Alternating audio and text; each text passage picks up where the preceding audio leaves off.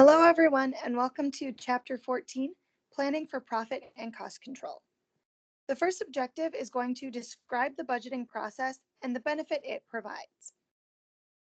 So when we're looking at planning for a budget, planning normally addresses three different time horizons. We're looking at short-term planning, which focuses on the upcoming year.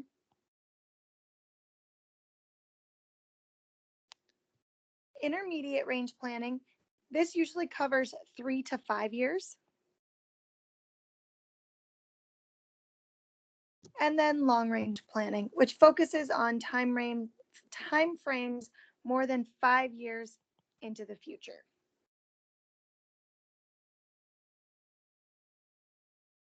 So we've got three levels of planning that we look at. The first is strategic planning. Strategic planning involves making long-term decisions, such as defining the scope of the business. So we're looking at scope. We also look at determining which products to develop or discontinue. So we're looking at development.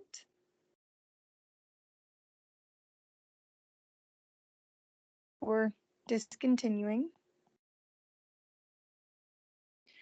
And then identifying the most profitable markets. So we're looking at profitable markets.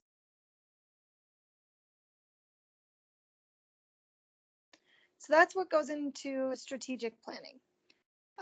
The next level is when we look at capital budgeting. And that's going to focus on our intermediate range planning, so that 3 to 5 years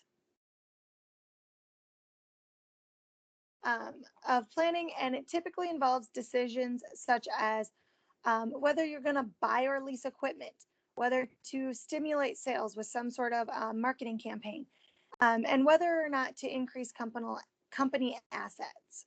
So again, this is looking at your buying or leasing.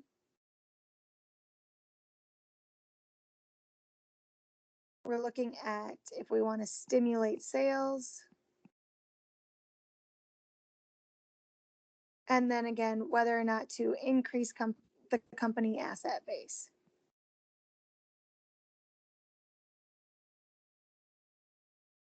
So that's what your capital budgeting level looks at. And then finally, we've got our operations budgeting. The operations budgeting is going to concentrate on your short-term plans. So this is going to be that short-term planning, or short-term planning in the planning process. And a big part of your operations budget, the key component to that is your master budget. And we will look over the master budget in a few moments. So when we think about planning and the levels of planning for our budget, we do have some advantages to budgeting. The first is just that planning stage. That's an advantage. With a budget and actually planning it out, it gives it formalization. So it formalizes it and it documents the manager's plans. So we have a formal documentation.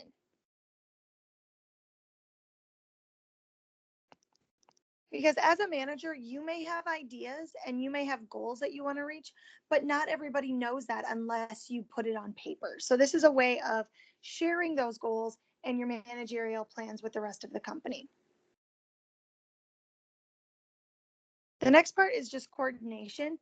The budgeting process forces coordination among departments to promote decisions that are best in the best interest of the company as a whole, and not just for one area or for one specific department. Because sometimes choices benefit one department, not the other. But if we create a budget, they all have to come into play and give their insights and their expertise. Budgeting is also a performance measure. It allows you to compare actual results to the budget expectations, which shows you, gives you a way of actually evaluating your performance and knowing how good you're actually doing. It basically gives you a quantitative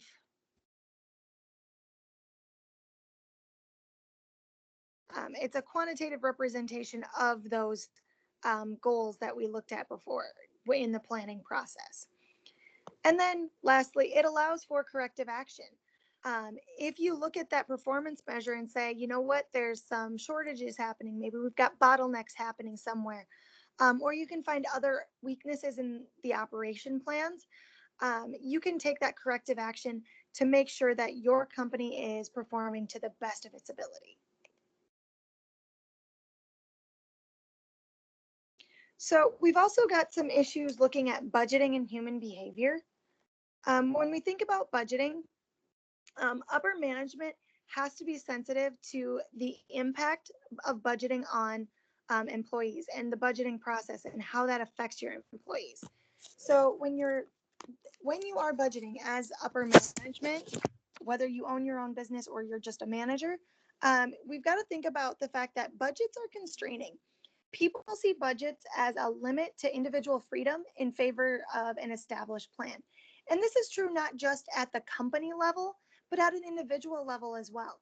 If you're making your own personal budget, a lot of people give it like a straitjacket connotation, where you feel like if it's not in your budget, you can't do it. So you don't want to make a budget because you feel like you couldn't order pizza if you have a budget.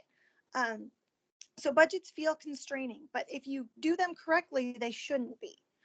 Another human behavior is that many people find that if you perform evaluations based on your budget expectations, that can be extremely stressful.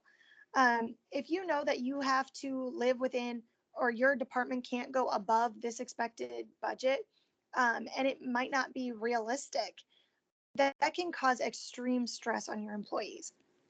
And then lastly, like I said, with those realistic goals, upper management has to demonstrate that budgets are a sincere effort to express realistic goals to their employees, and that they are expected to be able to meet them. Think of it like a high jump bar in track. If you set the bar too low, it's going to be super easy for your employees to meet it, and then there's really not any point to it. And if you set the bar too high, there's no way you're going to be able to get there. So you really need to have a realistic goal that is achievable, but also takes some work to get to it. And then finally, we have our master budget. This is kind of the way information flows in the master budget. The master budget is just a group of detailed budgets and schedules that represent the company's operating and financial plans, and they formally include operating budgets, capital budgets, and then pro forma financial statements. And that's over here. The operating budgets are the ones that are used to prepare the pro forma statements, which are based on just projected or your budgeted rather than historical information. And the rest of this chapter is going to be dealing with the operating budget. So we're not going to get into that capital budget at this point. But when we look at our operating budgets, we are going to be dealing with our sales budget, number one, which is usually the first one that is created. And then we're looking at inventory purchases budget, our selling and administrative budgets, and then we finally get that cash budget. So we use our sales budget where we look at our cash receipts, inventory where we look at cash payments for inventory, our cash payments for our sales and selling and administrative expenses. And once we put all of those together, we come up with this cash budget. And once we get all of those operating budgets down, we then create those pro forma financial statements. And that is the end of objective 14.1.